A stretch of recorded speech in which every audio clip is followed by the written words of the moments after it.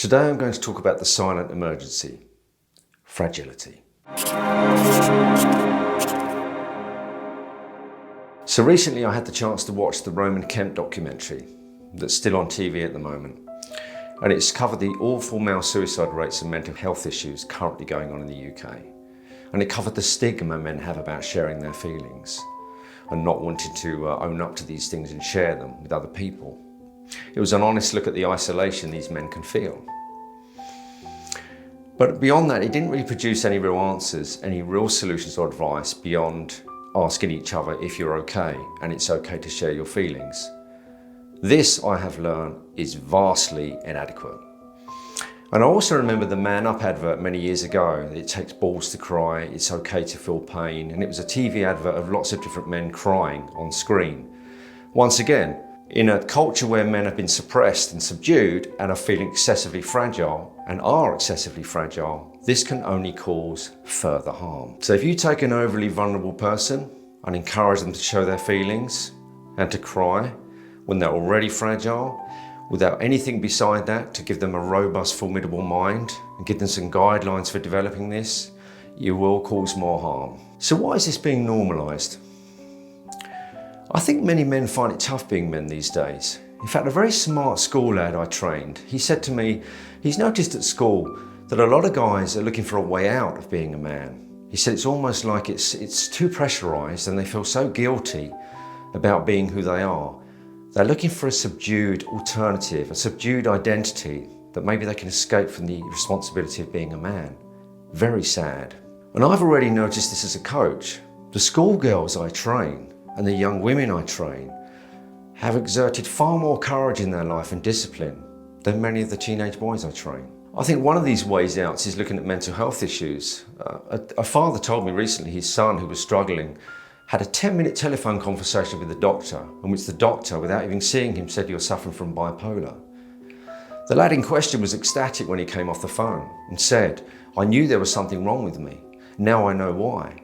Now I know why." The truth is, there was nothing wrong with him. He was just looking for a way out of responsibility, to not take responsibility for his whole life, the responsibility of being a man. It takes more courage to grow into a robust, formidable mind, a true warrior, the hero's journey that many men are asking for, than just to show your feelings. This isn't coming across well and it's not being portrayed enough. A man can be complete. He has both masculine and feminine energy within him. To embrace just the feminine is harmful. To embrace some overly masculine ideal and subdue his feminine is also harmful. So it's about finding that balance. But at the moment, we're just pushing men, especially young lads, solely into the feminine mindset. And it's causing great damage. So our society focuses almost entirely on the fragile mindset. Post-traumatic harm over post-traumatic growth.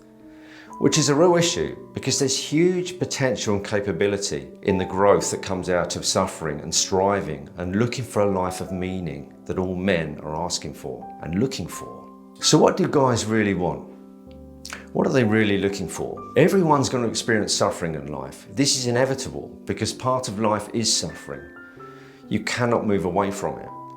And I think people nowadays, men and women, are creating a life based on safety and security and the elimination of suffering. Discomfort has become a bad word. It's something that we should avoid. But actually, in the days of old, suffering and looking for a rite of passage, especially for young men, was something that was honoured. It really was honoured and it was revered in old culture because it was the way that the boy became a man. Now they have nothing. This is taken away. In fact, it's actually dissuaded. And so they're left with nothing but their own feelings and trying to discover who they are. And I had to seriously look at my own work when a coach finally phoned me up one day and said, "What are you doing? How are you turning these young guys' lives around?" Because a lot of the young men I see have come from Harley Street, London, they've seen the best psychologists, and he wanted to know what I was doing. The truth is I didn't teach therapy. I taught philosophy. I taught courage. I taught a way of life. I taught it's okay to show your feelings and be compassionate. But these feelings and compassion will not be out of balance. They will not be over the top because they'll be balanced with courage, integrity, a sense of honor about themselves, which is lacking. The balance of the masculine and feminine, without which there will be no man. For me, this is a true education for them, the forging of character in the fire of tough philosophy, muscular philosophies like Bushido, Stoicism and other ones that really develop the male character. On top of that, a training program, a warrior training program that's going to support and underpin that entire philosophy that they're doing to make it stronger, to give it a voice. So I don't think the term man up is derogatory in any way if it refers to a robust mind, a formidable mind, discipline, honor, compassion. I think it's a very apt term if we use it in that way and not just suppressing everything and sharing feelings. Because maybe we have got the message we're telling men currently very, very wrong. And I believe we have. After all, things are worse than ever. Mental health and fragility is worse than ever. And this is the real silent emergency, which no one's talking about. So what do men desire? Courage. All men desire courage. They want that inner hero. They may deny it. They may say they don't, but all men want courage. They want the hero's journey. It's why they're here. The real deep unhappiness is an inner self-loathing, even a hatred, a frustration, a disappointment in themselves.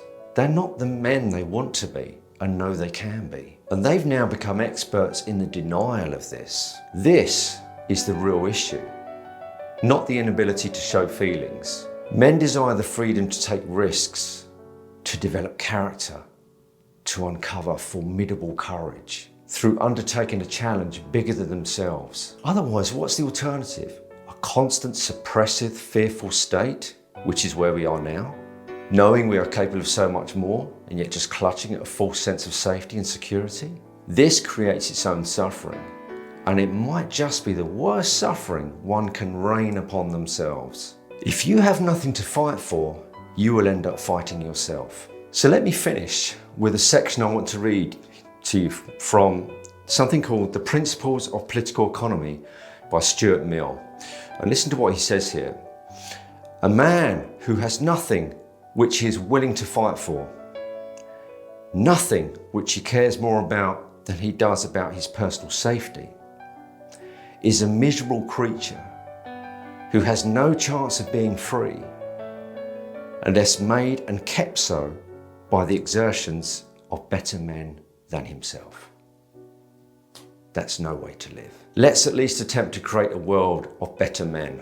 Coming up in the next videos, I'm going to look at the Warrior's Code of Bushido and breaking the cultural trend of this disempowering fragility that's being taught and spread everywhere.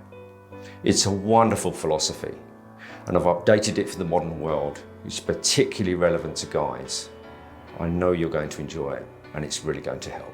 If you like this video or found it helpful, please subscribe below. Press the like button, and I really look forward to seeing you in the next video.